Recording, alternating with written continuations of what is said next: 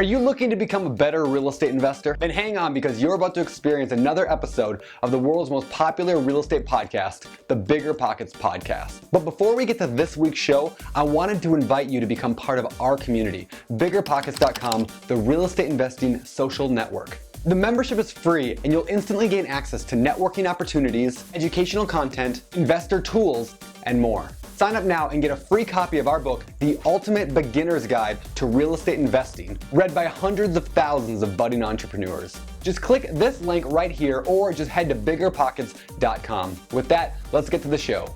This is the BiggerPockets podcast, show 126. You're listening to BiggerPockets Radio, simplifying real estate for investors large and small. If you're here looking to learn about real estate investing without all the hype, you're in the right place. Stay tuned and be sure to join the millions of others who have benefited from BiggerPockets.com, your home for real estate investing online. What's going on, everybody? This is Josh Dorkin, host to the BiggerPockets podcast, here with my co-host. Well, he's not really here. He's not really where he's supposed to be.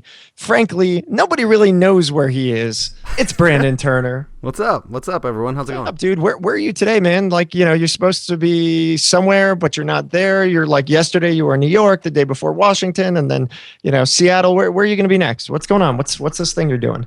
All right, so let's see. So we started in Seattle, drove out to Minnesota, up to Michigan, down to Detroit, down to Lima, Ohio. Yay. I actually saw some $500 houses. It was pretty awesome. I didn't see any of the Nice. dollar ones, but whatever. I deliberately was like, I'm gonna try to find the worst neighborhoods in all of Detroit. And my wife's like, where are we going? I'm like, I'm just gonna go find us a Starbucks. So I'm like deliberately trying to find terrible neighborhoods. And then, Nice. and then went over to New York City, did a meetup with a bunch of BP people there. So shout out to everyone who showed up for that. And then down the East Coast, and now I'm over in New Orleans right now, headed back towards your way to Denver. So I should be there in a couple days. Awesome. Yeah, it sounds like it's been a phenomenal trip, and you've got to meet with BP people throughout the country, which has been pretty amazing. Yeah, that's been awesome. I mean, just like taking the online world to the offline world, and like meeting people from BiggerPockets and going out to coffee and getting drinks and whatever. Like, it's just been a really, really enjoyable time getting to know people from the site. So yeah, if people aren't actually doing that, if you are only online, I mean, there's 300,000 members, which we just crossed. 300,000 members. Like, there are people in your area, in your backyard. Well, hopefully not literally in your backyard. That'd be creepy. But in your Anyway, go meet with those people. Like, it's amazing, like the kind of learning and growing you can have when you get out there in the real world and build some relationships. Great advice. Awesome, man. Awesome. Well, cool. So, we're on for yet another episode of the BiggerPockets podcast. We've got a really, really cool show this week. I'm exceptionally excited about this one. It's not often you kind of, you get a show where somebody's just on and the tips are just nonstop, and the genuine desire to really just share everything is there. And obviously on the BiggerPockets podcast, we get that with most of our guests, but this one is just really awesome. I really enjoyed this. So today we've got Brian Murray, and Brian's a commercial real estate investor, and there's all sorts of great stuff that we're going to get into. Before we do, let's get to today's quick tip. All right, so today's quick tip actually is something we've talked about before in the past, but I want to rehash it here. If you guys are not listening to the Ask BP podcast, you should definitely check that out. Especially, the one that I put out today, it's different than every other one. So if you listen to that one, if it's your first one, it's totally different. But I recorded a video actually in the car while driving, something that I learned while in the car, like kind of like a concept that came to me and totally changed the way I think about real estate and investing. It's basically called like the one thing you need to do to achieve your wildest goals and dreams. It's really, really cool. I wish somebody would have explained it to me 10 years ago. It would have totally changed how I did everything. So anyway, it's like a 20-minute video slash MP3, if you're listening in the car or if you want to watch on YouTube. But anyway, you can check that specific episode out at biggerpockets.com/askbp039. Or just go to biggerpockets.com/askbp, and it's episode number 39. So yeah, check it out. I think you'll like that one a lot. And it's on YouTube. It's on iTunes. It's on everything. Yep. So, cool. Awesome. That's great. All right. let's get to this. This is, again, show 126 of the Bigger Pockets podcast. You can check out the show notes at biggerpockets.com/show 126. That's biggerpockets.com/126. And let's bring on Brian. Brian's, again, great guy. Really excited to have him. So let's do this. Brian, welcome to the show, man. It's great to have you. All right. Thanks, Josh. Thanks, Brandon. Glad to be here. Third time's the charm, huh? Yeah. Let's do this. Yeah, cool. Let's get into this thing, man. Tell us about yourself. Sure. What do you do in real estate? Yeah, my name's Brian Murray. I own a company called Washington Street Properties that I started back in 2007. And I primarily invest in commercial and multifamily. Definitely more of a focus on multifamily right now. Nice. So mostly value add investment. Nice. Well, so I want to know more about the value add, but first, how did you get into this? I mean, what was your beginning into real estate? Sure. I bought my first investment property back in 2007. And, in terms of how I got to that point, I'd always had an interest in real estate. And I'd had some luck with my primary residence. I'd moved a lot, done some transactions that went pretty well. I always like to fix up my properties. And a couple years prior to my first commercial investment, I had a change in careers. I stepped off the corporate track and took a little bit of time off and started to teach. And I was teaching as a professor at the local college and got excited about what I saw and the opportunities and thought that real estate would be a good fit. Thought it might be a chance to supplement my income a little bit. And I started to look around and I looked at commercial, multifamily, and eventually came across a 50,000 square foot office building, which was probably a little more than I had intended to bite off at that point in time. But the more I looked into it, the more interested I got. And it was a property I eventually put under contract. And it was a long, drawn-out process. I put it under contract in September 2006, and I ended up closing in May or June the following year. Nice. Well, so what were you teaching, by the way? I teach business. I was teaching marketing and entrepreneurship. Okay, right on. And so you basically decide, okay, real estate might be the way to go. Yep. And instead of going out and buying a house or, buying a duplex or just, you decided to buy a 50,000 square foot office space. There which you go. is, not the typical path of the average BP member. Right. Why commercial and why office? I think just having dealt with my single family residence, and I had done a little bit of leasing when I moved at one point in time. And I said, if I'm going to invest into real estate and I'm going to do this, I felt like buying that larger property would give me a better return. And a lot of and I still today, I feel like a lot of the basic principles behind it are exactly the same. So I just started to read a lot of books. I started to talk to a lot of people, and I did a lot of learning along the way. But, I also did a lot of careful research, and the more I looked at this property, the more excited I got. And it was a property that had been on the market for a few years, and the price had just kept dropping. It was the last property, and the company that owned it was from outside the area. They had originally held an entire portfolio in upstate New York, which is where I live. And this was their last property that they hadn't been able to sell. And it was losing money for them hand over fist. Sounds like a great property to buy, doesn't it? Yeah. A few years is somebody in residential hears that they're going to lose their mind. Why would a property take a few years to sell? Obviously price has something to do with it, but was there something else going on? Yeah, I think the number one thing was that it was actually losing money for them, and nobody wanted to touch it. So they kept dropping the price. But, I walked through and I was amazed at the things I saw right out of the gate. It was architecturally, it was a beautiful property. It was well located. It had a huge parking lot in a downtown area where there was very little parking, yet there was trash everywhere. There was signs all over the place that it wasn't being taken care of. And from talking to local realtors, they refused to show space there because they didn't think they were going to get paid. Oh, wow. It wasn't being well taken care of. And when I first entered negotiations, and it was late summer, I'd go there on days where it was really hot outside and all the windows would be wide open. Air conditioning would be cranking. And I looked down through the line items in the expenses, and I'd see utilities right up there. I'd see labor right at the top, and I got to meet the maintenance guy. He was sort of hard to find, but I tracked him down, and he was in his wood shop on the property refinishing furniture. Nice. And with his Playboy pinups up on the wall, and I'd ask him about all that trash outside, and he didn't want to be bothered. So you kept him keeping it professional for the long run, right? He's your long-term employee now? He almost made it through the first day. Oh, almost.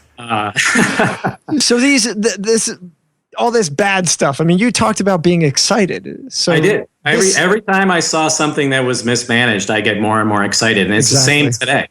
In the wintertime, it was the exact same thing. I got to figure out that when the wintertime came, he would crank up this massive boiler, turn it on high, and the way the temperature got controlled was to each tenant was supposed to open their windows and adjust the temperature accordingly. And in the springtime, you turn the boiler off and you turn the AC on, and then everybody does the same thing. Right? Wow. Oh my gosh. So, I had a lot of people try to talk me out of doing it. And I'm not going to say there wasn't some concern and some fear, because I'm really trying to figure everything out. But I went down through that expense line, and I got pretty excited that I could make that property cash flow positive on the first day. And, and on that first day, I had that maintenance guy walk me over to the thermostat, and I said, I need you to show me how to program this. He told me it was locked and he didn't know how to unlock it. And that was pretty much the end of him. I called the manufacturer of the thermostat. They told me how to unlock it. I programmed it so that it would be actually run off of the thermostat and would adjust, turn down on weekends and evenings. And I cut the utility bill in half in the first year. Wow. And I dropped the expenses by $40,000 a year by letting him go. So letting him go and the thermostat. I mean, I'm guessing the utilities alone probably brought it close to break even. Yeah. Yeah. I actually letting him go on day one got me able to cover the bills, and I knew that was going to happen. And everything after that was on the plus side. As soon as actually it was reported in the papers that I purchased the property, I had calls coming in because people were interested in space there. The prior owner hadn't taken care of it. And once people knew it was under local ownership, they had an interest, and I started to. The property was about half full when I bought it, and within a year I had it full. That's awesome. What size town is this in? Is this a big area or a small one, like city-wise? It's pretty small. Watertown, we actually, a year or two ago, became a metropolitan statistical area. You have to hit 50,000. So I think the city itself is probably a little over 30, but with the surrounding areas, it's about a 50,000, population metropolitan area. Oh, dunk. It is. But, there's huge advantages to doing business here. I don't have to face the competition that I would face if I moved into a larger metropolitan area. So I can get properties with superior returns that I might not be able to find in a more competitive place. Makes sense. In my town, obviously the town I live in has like 3,500 people, and then my county has 50 or 60,000. But the little town I live in, if a person buys a commercial building downtown, some of them have been empty for 10 years, with for rent signs in the window, and that is my fear of why I don't want to buy commercial in my area, at least, is because I'm worried about it sitting there forever. So how did you overcome that fear of not being able to get it rented? I think one of the biggest ways was by looking carefully at the competition. I had to, the way I financed this actually is I assumed the seller's mortgage. Really? And in order to do that, I had to write a business plan for the bank and convince them that I could turn this property around. And as part of that process, I went out, looked at all the competition, knew what they were charging, and knew how this property compared, and I felt pretty confident that I could compete and fill it with tenants. That's fascinating. Nice. Did you have to put a down payment? First of all, can you explain what that means to assume the loan, and then did you have to put a down payment as well? So to assume the loan, the seller, it was pretty interesting because initially I really thought this property would be beyond my reach, but that didn't deter me from digging into it and looking around. And in the course of negotiations, I think they were asking around $1.3 to $1.4 million at the time. And, I had negotiated down to around maybe 1.1, somewhere in that range. And in the course of that, I learned a little bit about the seller's situation and the seller's financing. And that's actually a tip that I would share with your listeners is the more you can learn about the financing of the seller, the more that opens up opportunities for you to explore ways to finance yourself or to understand the seller's motivations. And what I found out was that the seller had an ugly mortgage, a mortgage that the seller would incur about a $250,000 penalty for paying off early.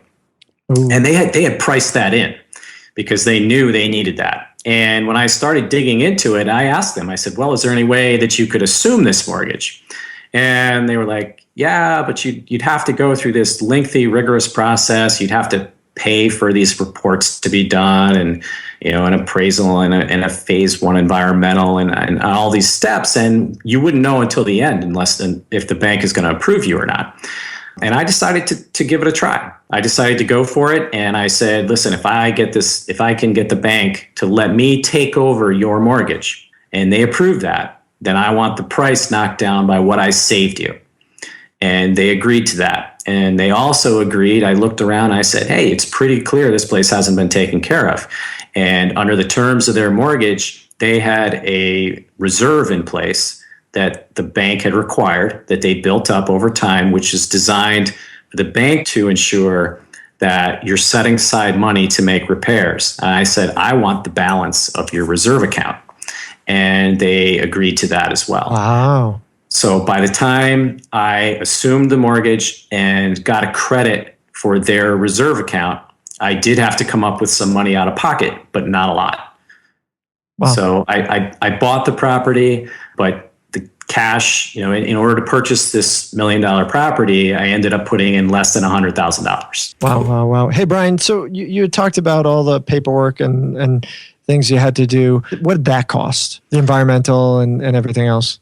Right. We're looking at probably around $20,000. Okay. So you had total $20,000 into that, and then you had the rest was down payment, basically right. 80 grand right. plus or minus.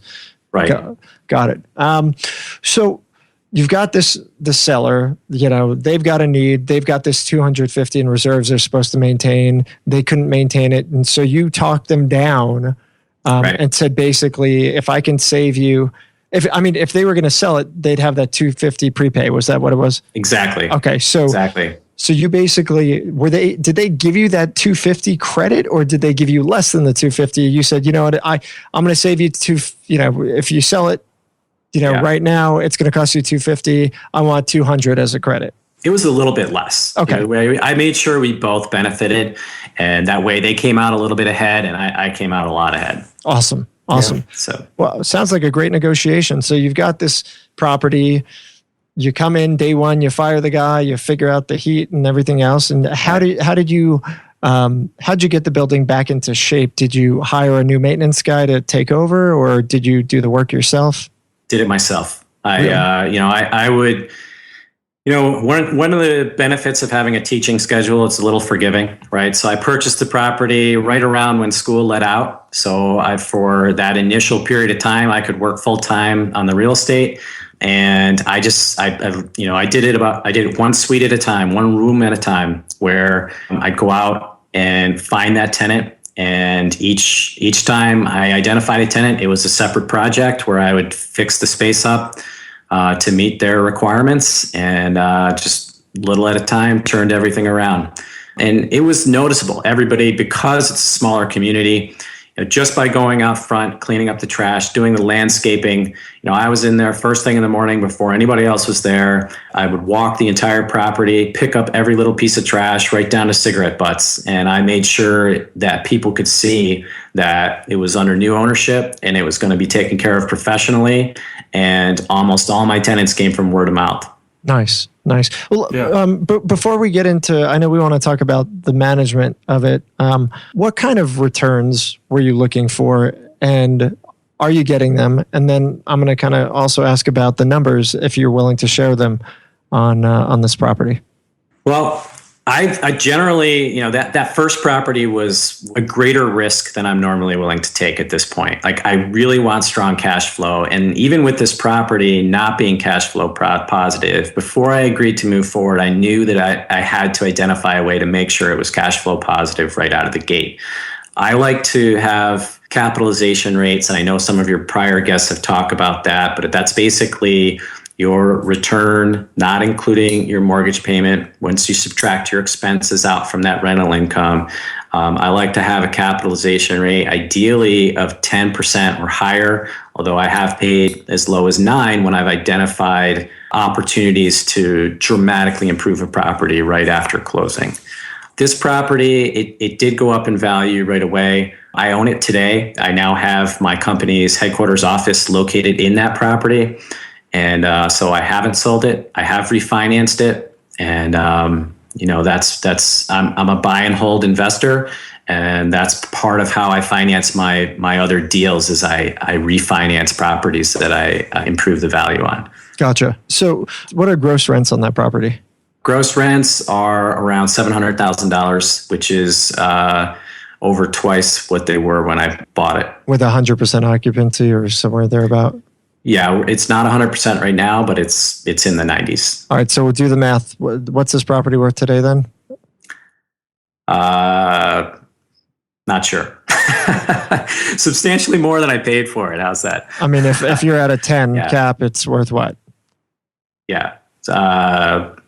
It's probably in the around $3 million. Whoa, that's great. That's great. I love that. Yeah. That's the power of that value add investing stuff. Like you mentioned that earlier, and I said I wanted to come back to it. So the idea of when you can improve the income on a property or decrease the expenses or both, right? You add value to those commercial properties today. So can we talk about that a little bit? Just like, is that what value add investing is? Is that what you mean by that? It is. Value add has two sides, right? So the great thing about commercial properties and multifamily properties is that you have a very clear way to calculate what it's worth. You don't have to necessarily rely on comps or things like that. When you can boost the income from the property, then you improve the value of that property. So you have two sides to that equation. You have income and you have expenses. And so what you want to do is, as much as possible, identify ways to boost that income or lower those expenses before you pull the trigger on the property. That said, you shouldn't count on that and you shouldn't pay for that. And if a seller says, hey, and this is a really common one, I've got below market rents. You can just bump your rents up, right? You should pay more for this property. My answer is go ahead and bump them up and come back and talk to me when you get it done. The buyer shouldn't pay for what's not there. And that said, you value a property based on what's there. But if you're a value add investor, you identify ways that after the transaction, you can go in and make those changes. And sometimes they require a lot of hard work. And there's oftentimes a reason why somebody hasn't done it. And the best investment opportunities that I've found are usually from out-of-town investors. Right, you can see a property isn't well taken care of. You have absentee landlord, and so when I look at a property, I'm looking for things like on the income side, maybe the rents aren't where they should be for the marketplace. Maybe it's not being taken care of very well. Maybe it doesn't show very well. Maybe it could command rents if somebody just took care of it. And on the expense side, a lot of times you see waste. You see that it's not being taken care of well. You know that right away you can go step in and unlock the thermostat and program it so that it turns down at night. That was a tough one. Yeah, it was really tough. And it's funny because people think, just because you're buying a large commercial property, everything has to be all complicated, but it really doesn't. I didn't. When I walked into the utility room at that property, it might as well have been the inside of a spaceship for all I was concerned. I mean, I was looking around. I didn't know what any of it was. It was really impressive looking. But I do know that when it's really, really cold out and really, really hot out, the windows shouldn't be open. Come on, Captain Obvious. So that's what I'm looking for. And as a value add investor, once you can step in and, I try to mitigate my risk by buying properties that are cash flowing, but then have that upside. And I have been, as my portfolio has grown, I've stepped out there and been taking bigger and bigger risks in terms of tackling properties that do need a lot of work. Gotcha. And we'll chat about that in a minute. I just want to kind of go back, on the value stuff that we were talking about. I had asked you gross rents. So, you can't actually calculate the value based on gross rents. You have to calculate it based on the income. But we didn't kind of go there. But it's basically you're multiplying your NOI times your cap. So, assuming you're running about a 50% expense ratio on this property, then yeah, something like that. Yeah. Okay, right on.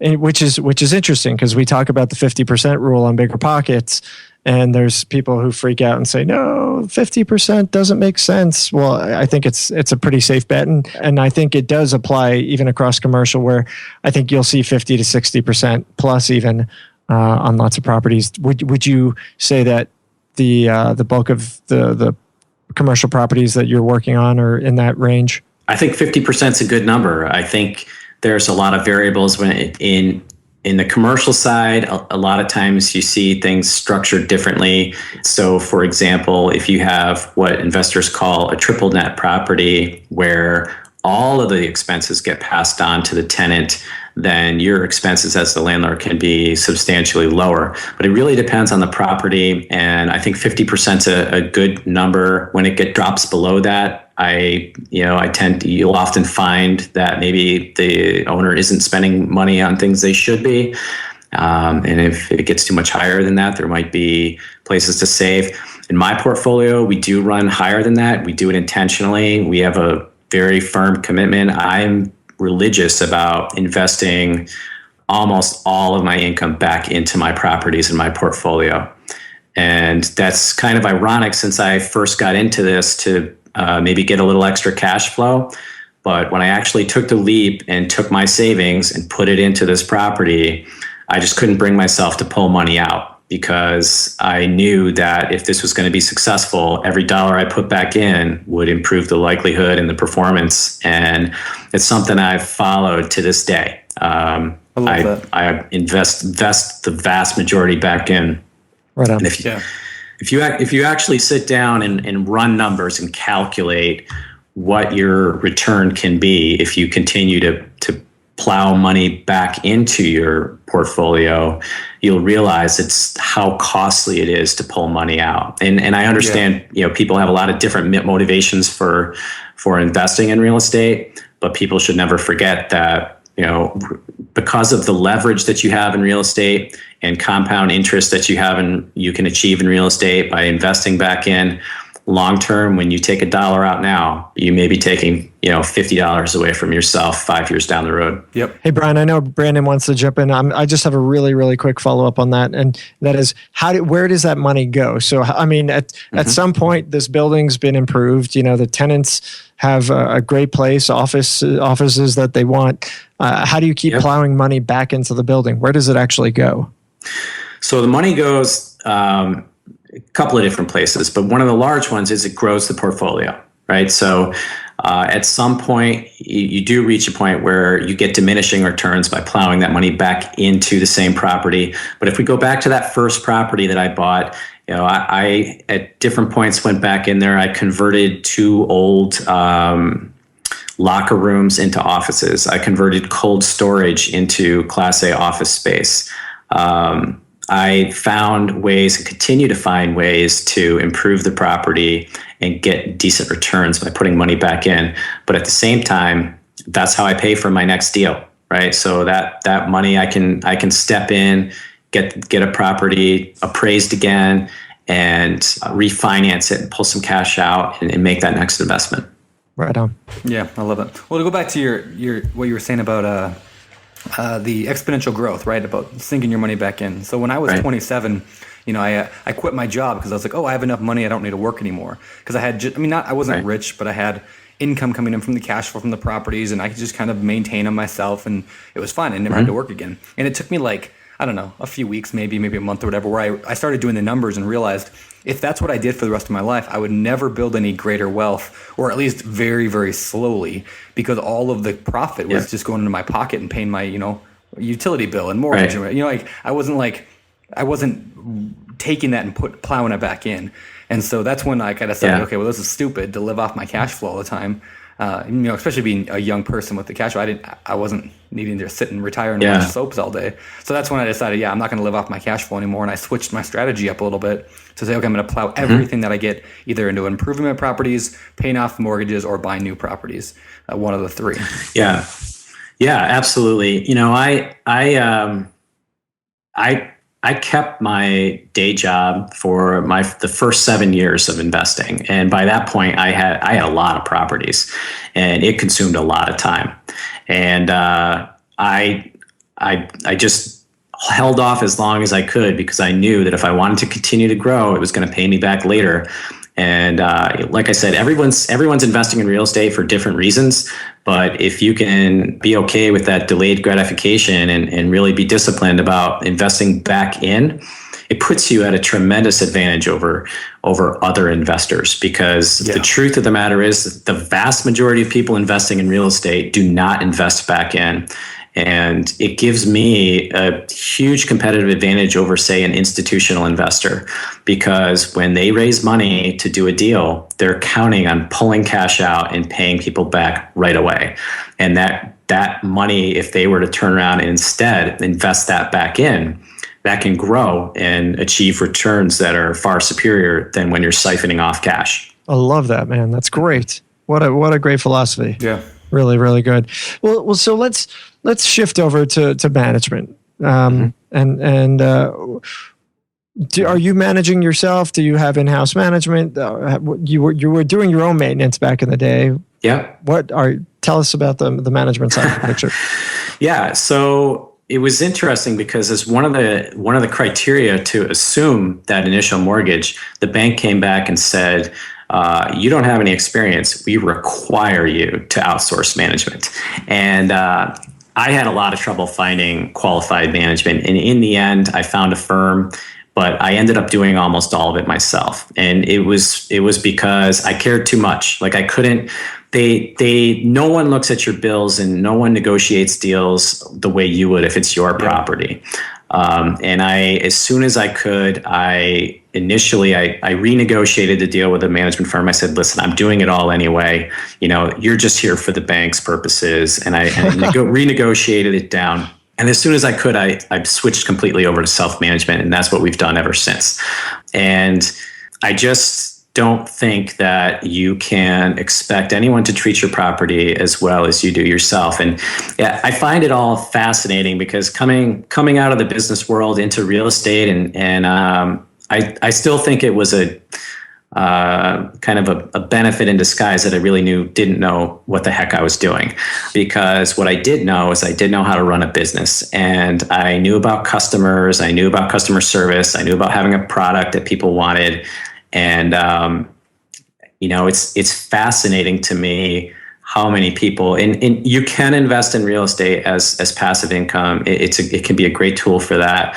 But it's just fascinating that in real estate, people think that you can, it's so broadly acceptable to outsource management, and it's really a business. If you're doing what I'm doing or what a lot of people in real estate investment are doing, you are running a business.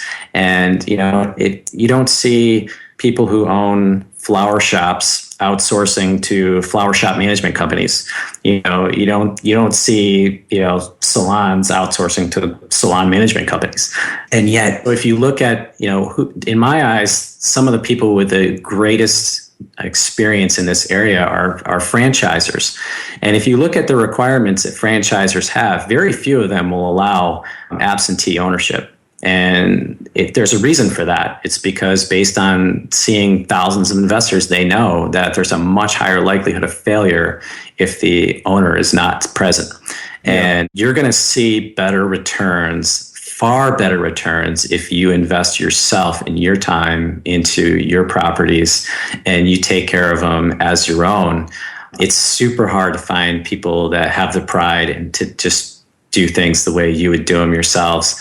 So for that reason, I'm not a big fan of it. I understand why people do it, and I respect why people do it. But people have to understand that when you outsource management, you have to accept that you're going to get a lower return. You're not going to get the level of management that you yourself might provide, and you're also siphoning off more cash and sending it to the management firm. Yeah, I love that. I fully agree.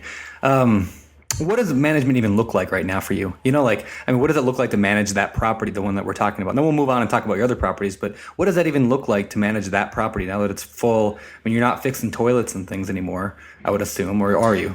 No, I've got 11 employees. 5 of them are on the maintenance side of the house. 2 of them are on leasing, and the rest are different administrative functions. But we manage. In addition, we've been more focused over the last couple of years on multifamily. I'd say over the last 3 years, that's been our primary focus. We've got about 400 units that we manage. Wow. And we do. That's commercial is about probably 40 to 45% of our portfolio right now, and we manage all of it with a staff of 11. Wow. Okay, so you kind of transitioned to the was it large multifamily? Is that what like big apartment complexes? I'm assuming. Yeah, we have a handful of smaller ones, but most of them are anywhere from 20 to 70 some odd units, and we do have one HUD property. And that has it's a multi-site property. That's the only property we have that we outsource management, because the knowledge and specialization for HUD is something that we decided we just weren't keeping in-house. But we work really closely with them, and keep an eye on what's going on there as well. Wow, that's fantastic. Okay, so let's dive into that a little bit on those properties. How did you first of all, how do you find them? How are you financing them? Are they all your own money? Are you raising money? how does your business work now? Okay. In terms of finding them, we've got a great relationship with area brokers. We've worked hard to get a good reputation with them. We pay them well, value broker services. I've found that it's a strategic advantage to me to not be a broker. I like to go directly to the selling brokers, and I've found that they are highly motivated to strike a deal with you when they get to keep the entire commission. So, I think that once you gain some experience, that you can do that. And I find that as soon as I tell a broker that I am not a broker, that I'm an investor, that I'm a buyer, they treat me in a different way, and they're more responsive, and they fight harder to make a deal. And so by allowing them to get that extra money, I get better deals. So that's that a tip, said, and I was going to say that's a tip that goes to anybody, whether you're residential or commercial. Sometimes, right. Sometimes maybe you want to have your own agent. I have my own agent, but sometimes it can be extremely beneficial to just work with the selling agent because of that double commission kind of thing. That they're making twice as much money, they're twice as motivated to sell to you. So yeah, absolutely. And so I get some of my tenants and some of my properties through brokers, but actually more of them I get on my own. So what I of course I monitor all the typical ways that people get properties. I watch for new listings. I sign up for alerts, et cetera, et cetera. But what I do that I think might be a little bit different is I am constantly looking for properties that I would want to own. And I don't care if they're for sale or not. As soon as I identify a property that I want to own, I find out who the owner is, and I contact them, and I introduce myself, and I let them know that I have an interest. And if they ever reach a point that they're willing to sell, I'd like to talk to them. And I've gotten a lot of properties that way, and it's a great way to get that perfect property. And a lot of people, they think that a property is not for sale. Everything's for sale. Yeah. So, and very, very few people are upset to have someone come up and say, "Hey, I like your property. If you're ever interested in selling, I'd be interested." Most people are warm and receptive to that. Yeah. Take it as a compliment. They take it as, "Hey, I've got something that you're interested in," and especially in the commercial field. because, they're all investors. Well, it's business. Yeah, it's business. So there's a number for everyone. I mean, I can't go buy the guy's house across the street necessarily because there's no number. I mean, there may be a number, but, he's not motivated. But investors are generally willing to sell. And so, people that are listening to this, if you are trying to buy a multifamily of any kind or commercial, it's all for sale. Like, just look at it. Exactly. Well, it takes the emotion out of the picture is the nice thing, right? Yeah. Yeah, find the property that's in the best location. Find the property that, and look for those signs that maybe it isn't being taken care of, or you see that upside, and reach out to whoever's, whoever the owner is. Yeah. Same thing with tenants. You don't have to wait for someone who's looking for a house or an office or a retail space. Go to the tenant that you think would be perfect and say, how would you like to come live here? Or how would you like to move your office here? Yeah. I once read a real estate book. I don't remember what book it was now, but the guy talked about how he would put on overalls or like a work jumpsuit, like he's a maintenance guy, and he would go to large apartment complexes and ask tenants things like, I heard there's a problem around here I'm supposed to be looking at. Do you know where that's at? And then just the tenants would tell them what the issue is, like, oh yeah, the thing's broken over there and that thing sucks over there and they'd think he's a maintenance guy and he would find out all the problems. And then he could go and make an offer based on, hey, I know this is wrong, this is wrong, this is brilliant. wrong. What funny? A great idea. I haven't broken out the overalls yet, but maybe I will. Yeah, you might have to after that one. Man. That's a great tip, Brandon. Yeah, there you go. Cool. So in terms of, you asked how I finance them. The majority of the deals, the cornerstone is bank financing, but I work really hard to try to make sure I'm putting in as little cash as I can. And there's lots of different ways you can go about doing that. Working with a bank it could be difficult or it can be great. After I assumed that first mortgage, I spent the next 2 years trying to get mortgages, trying to refinance a property, and I got nothing but no's. And eventually, my second property, I actually got that through owner financing, and still wasn't able to get a bank to work with me. It wasn't until my third property that I actually got a bank to say yes. And once I had the first bank say yes, it became easier to get the other ones to say yes. And now I have a great working relationship with a local bank, and it's great to work with them. But if you want to maximize your returns, you need to look for ways to reduce the amount of cash you're putting in. And you need to be careful about that. I remember I'm a value add investor, so I've usually identified, a handful of ways to improve value right after closing and keep my equity where it needs to be and not overextend myself. But that's another advantage of commercial and the multifamily projects is that it's more accepted or expected or even customary that they may extend a piece of owner financing. And a lot of times it's hard to find somebody who would say, well, yeah, I'll finance the whole thing, because not a lot of people own a property outright.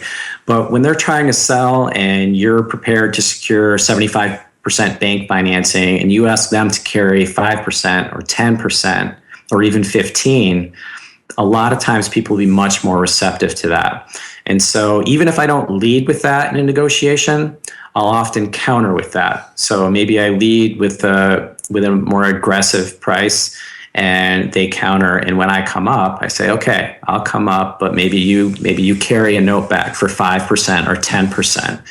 So there's, and the other thing that I do is I try to be creative. I try to understand their financing. Like I've done multiple deals where I've gotten a credit back because they are carrying a reserve account or for deferred maintenance. And timing can be important on a commercial or a multifamily deal in terms of what time of the month you're closing the deal. And so, for example, if you can close, say, on the 4th or the 5th of the month, standard terms of an agreement would give you a credit at closing for the balance of that month's rent. And if it's a commercial deal, you don't need to keep the deposits separate. So whereas in an apartment or in a residential transaction, you actually have to take those security deposits and you can't touch them. You put them in separate accounts. If you do a commercial deal, and sometimes between the prorated rent and the security deposits, you might get 5% of your deal covered at closing out of prorated rent and security deposits. Yeah. And that can save you a lot of cash. Yeah, that's a great tip. I love that. I've never That's actually really done. great. I haven't done much of that. I always hear about that, but I've never done a deal big enough. I thought it was really important to do. I mean, I guess maybe on the 24 unit I did a little bit, but yeah, when you schedule the days correctly, you can get credited back, and yeah, some cool stuff there. Love it.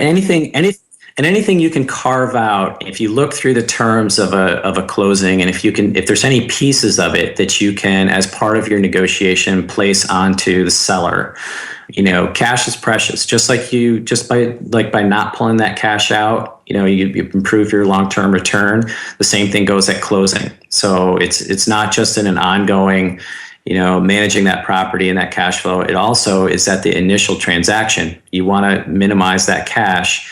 But like I said, you got to be really careful. You don't want to leverage yourself to a point that you dig yourself a hole. Yeah. And so I'm trying to be as careful as I can to make sure that I've got something tangible that I've identified that's going to improve my equity position after closing.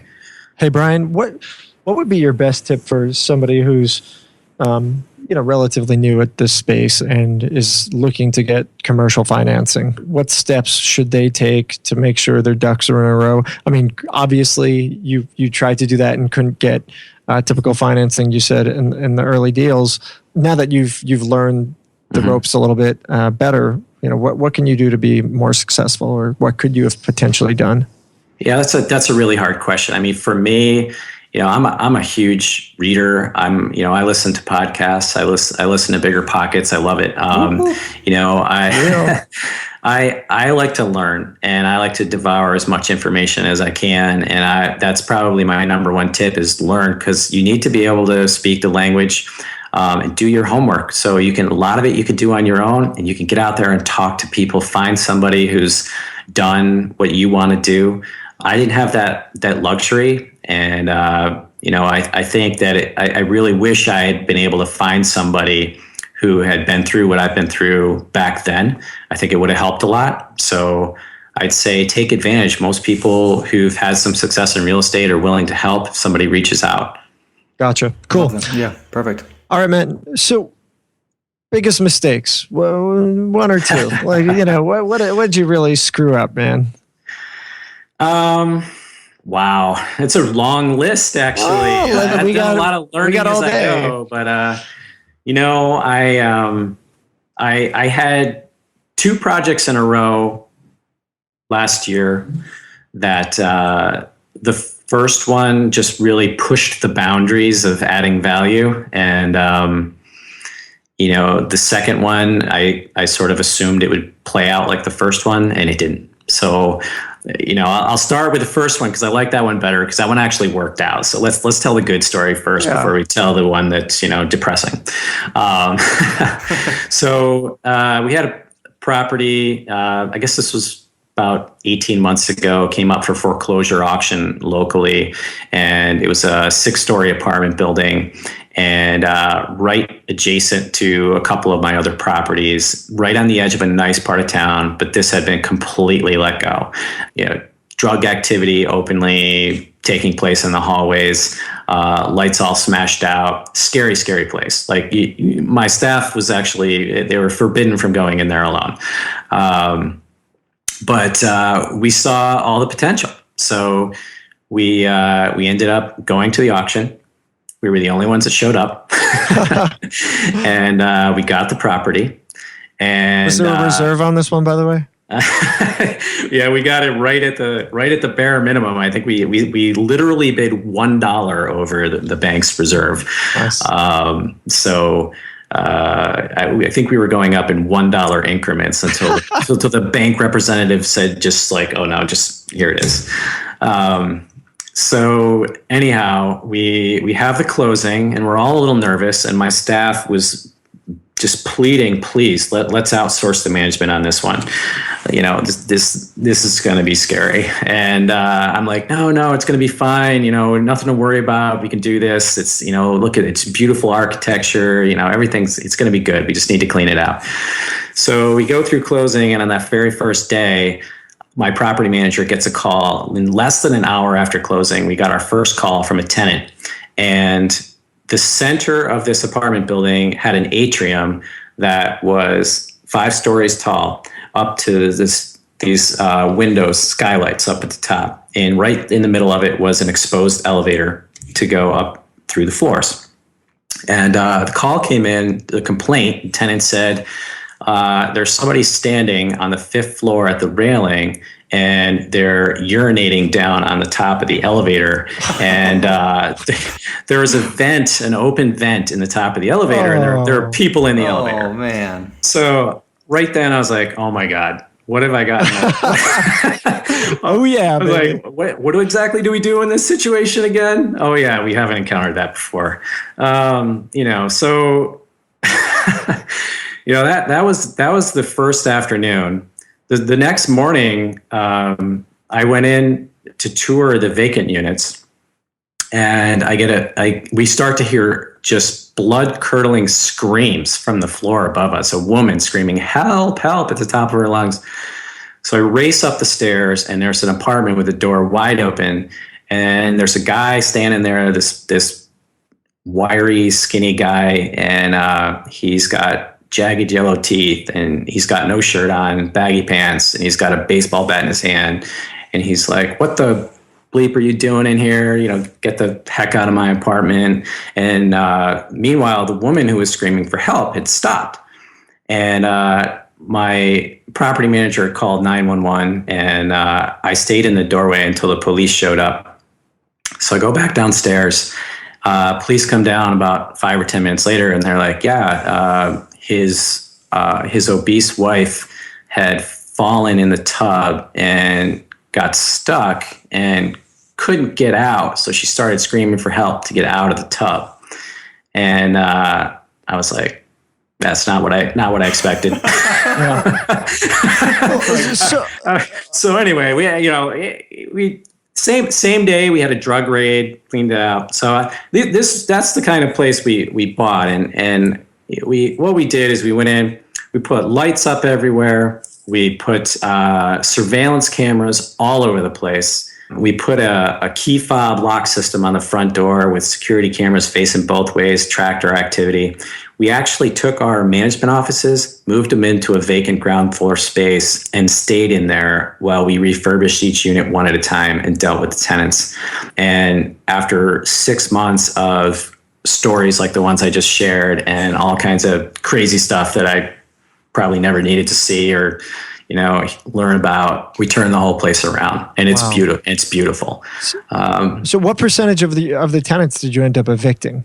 Because you would think that you'd need to kick a whole lot up. Probably 75%. Okay. Yeah. There were still a handful of really good tenants who were just so grateful that we came in and did what we did. They were living in fear, but it was their home, and they lived there for a long time, and they stayed. They were paying rent, and that's the other thing that was fantastic about this project is we actually had significant rental income coming in the entire time that was helping to fund all the improvements that we made.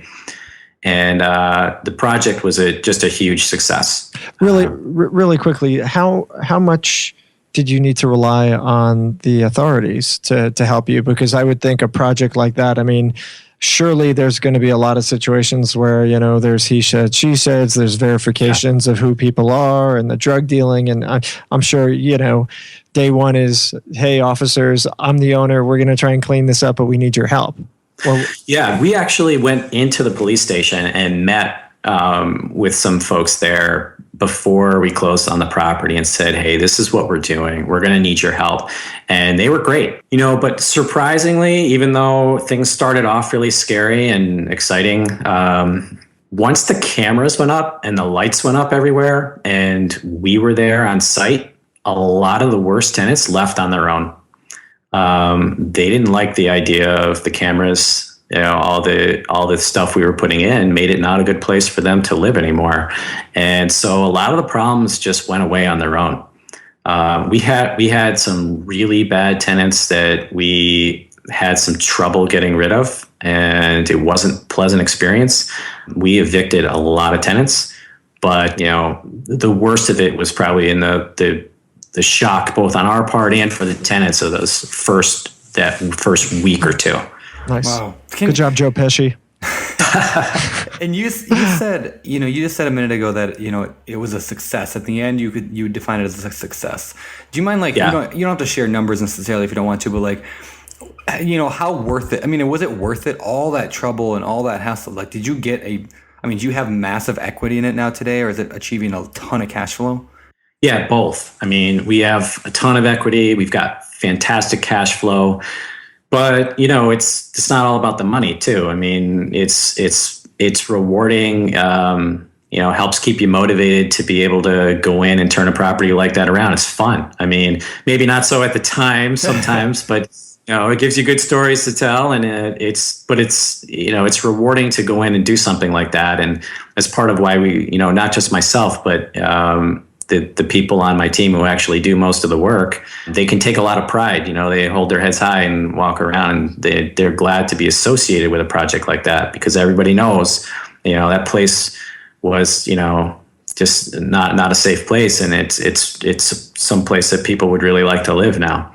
Yeah. Hey, Brian, you had a bad story. That was the good story, right? So really quickly, let's get the bad story. I'm sorry to call you out. Let's just fly through it, and then we're going to start moving on to the next part of the show. Yeah. So I was hoping you forget about that. I don't forget anything. But so basically similar situation, smaller project. But in this situation, we made a decision to completely empty the property of the tenants, because it was a smaller project and things that were pretty far gone. So we got rid of the tenants. But when we got in there and we started to turn the units, we started to uncover problems with the infrastructure of the building. Started off with electrical, proceeded to plumbing. And once we started to dig behind the walls, we found all kinds of structural issues. And, the budget that we had set and the plans that we had set to turn that property around they were gone quickly. And it was another property that we purchased at foreclosure. So it had a lot of similarities. And I think coming off of a project that was so successful right on the heels of that, we just assumed that we could do the same thing. And we took a risk, and that project is still ongoing, but it's definitely not going to be anywhere near as successful as the first one. And we learned a lot of hard lessons on that. Is there a way you could have avoided those problems? Is there anything you could have done, or not really, because it was at a foreclosure auction? It's tough. I mean, it's hard to say. You don't want to second guess yourself, but I think my advice would be to go into a foreclosure situation where you have limited access to a property, and you pretty much have to assume the worst. And fortunately, my company's at a point right now where we can sustain a mistake like that. If it had been my first property, or even one of my first 5 or 6, it might have been my last. So yeah, gotcha. Wow. Well, thanks for sharing that. I mean, I think that's really, really helpful for people. So, agreed. All right. So the last question I kind of have today is, where do you see your business going in the future? What is next for Brian Murray?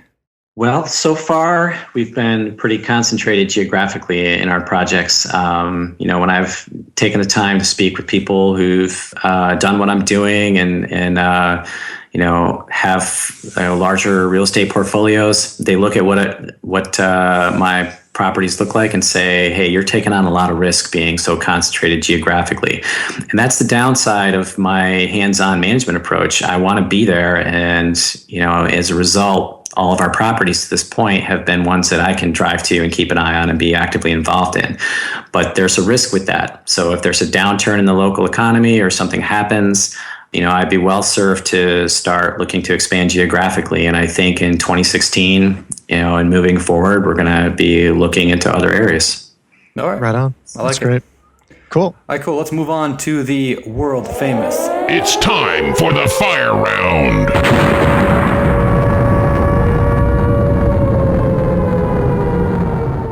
All right, these questions come direct from BiggerPockets members in the BiggerPockets forums, and you can get there, not you, well, you and everyone listening at biggerpockets.com/forums. So, number one question, well, the first question anyway, how can I tell if there is a demand for rentals in a given area? Well, part of what I recommend is having some close familiarity with where you invest. And I know not everybody on your show has sort of been a proponent of that, but particularly as a new real estate investor, I really recommend again that like you invest somewhere that you know the area well, and you can invest as far away as you want, but your risks are going to be higher because there's more unknowns. And so familiarity with that local market, I mean, there's really no substitute for that. So if you live in an area, you should know enough people and have your finger on the pulse of what's going on, and know, you should have an idea what the demand is. Right on. Yep. I agree with you completely.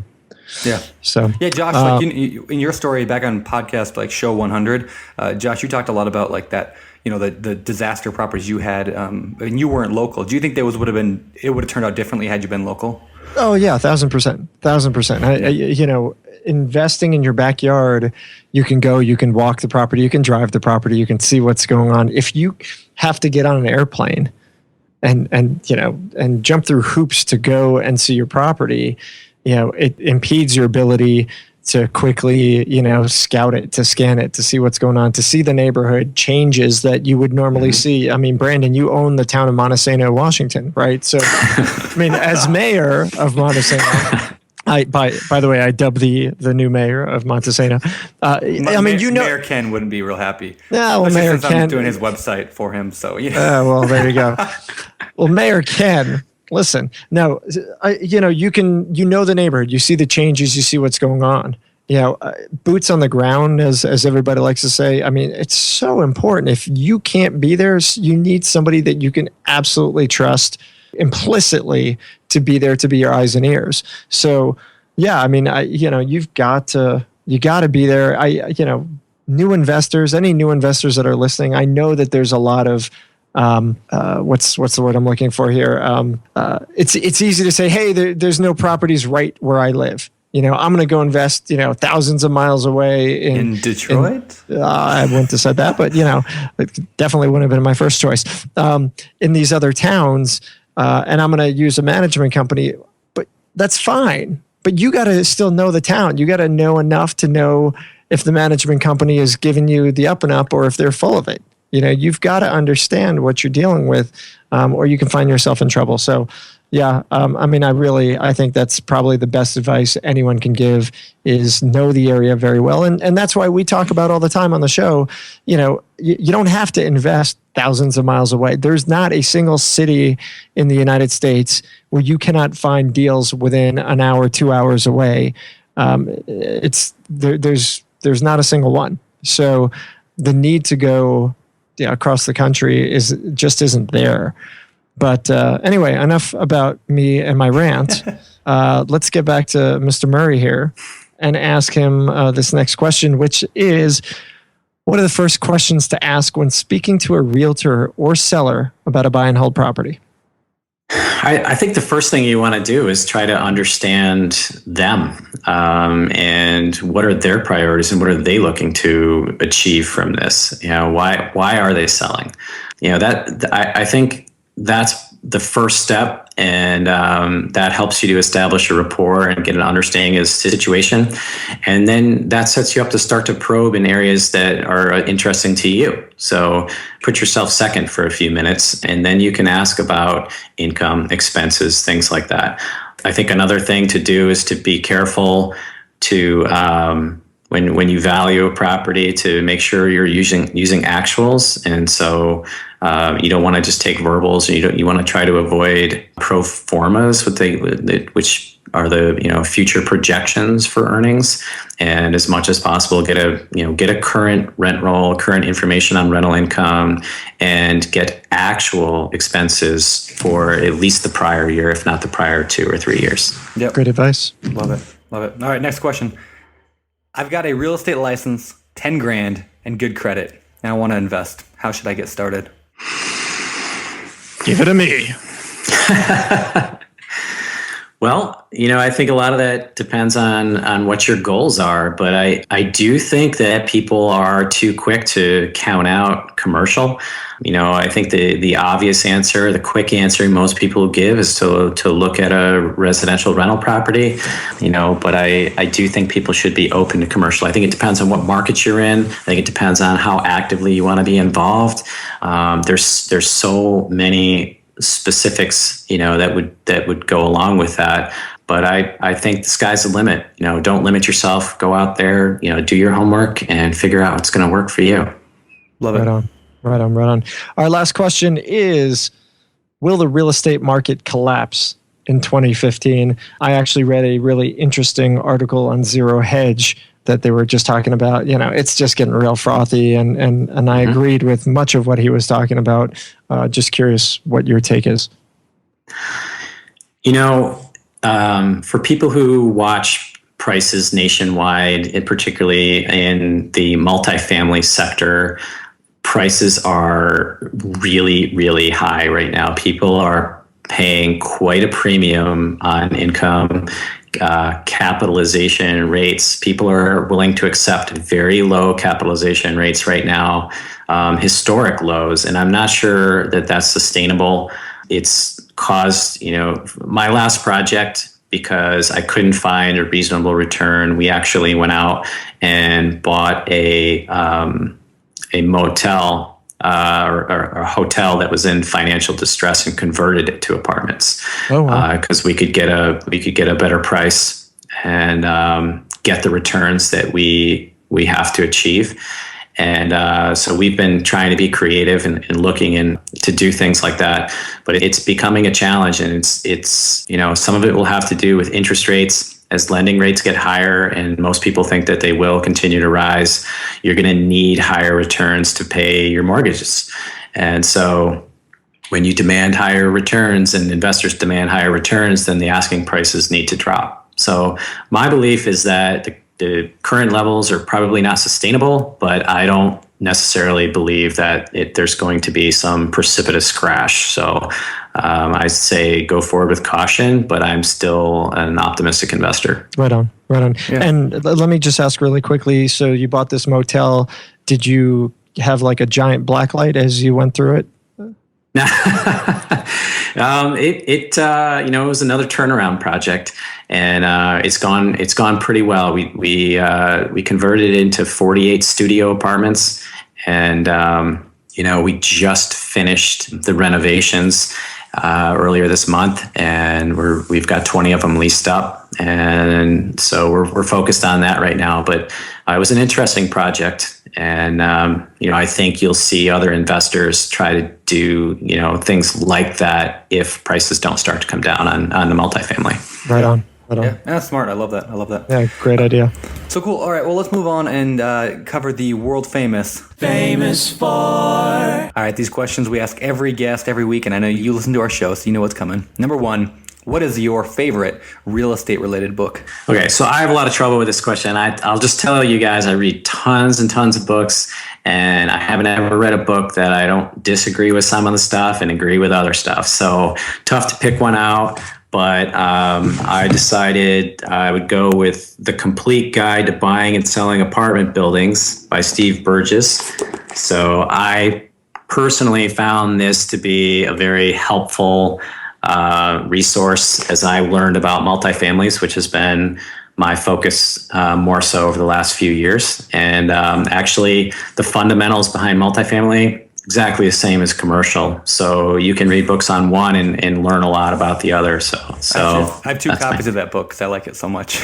All right. I love that book. So why do we need two copies? I don't know. I found them two on my bookshelf. And I'm going to read version 2 tonight. Just in case you lose the first one. Yeah, exactly. They're actually different covers. So I must have bought them at different times and then not realize they're the same. Because I remember reading when I read through I bought the new book and I was like, man, this sounds so familiar. I feel like I've read this before. And then I found the second copy, so clearly I had. Yeah. Anyway, nice. Cool. Good right on.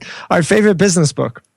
I'm a huge Rich Dad Poor Dad fan, but I'm not gonna go with that because everybody has that. So I'm gonna go with Don't Sweat the Small Stuff, and It's All Small Stuff. Richard Carlson. Yep.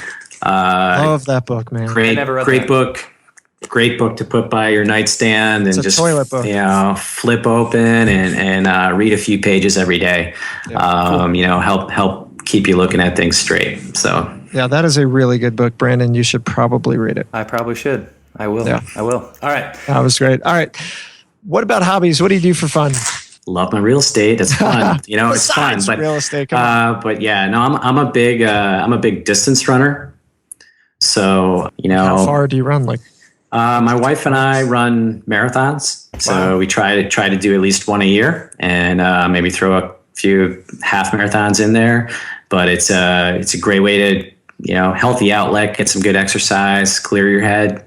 Triathlons? You don't do that? I mean, it seems kind of weak just to do a marathon. No, I float like a rock, so I can't swim. And but yeah, the running's fun. It's easier. Can't fall off anything. So there you go. It's good. Right on.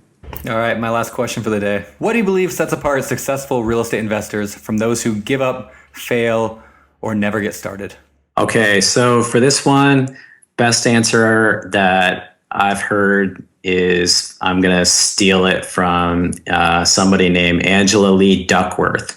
And she's a psychology professor at the University of Pennsylvania. And she actually dedicates herself to studying success and what makes people successful.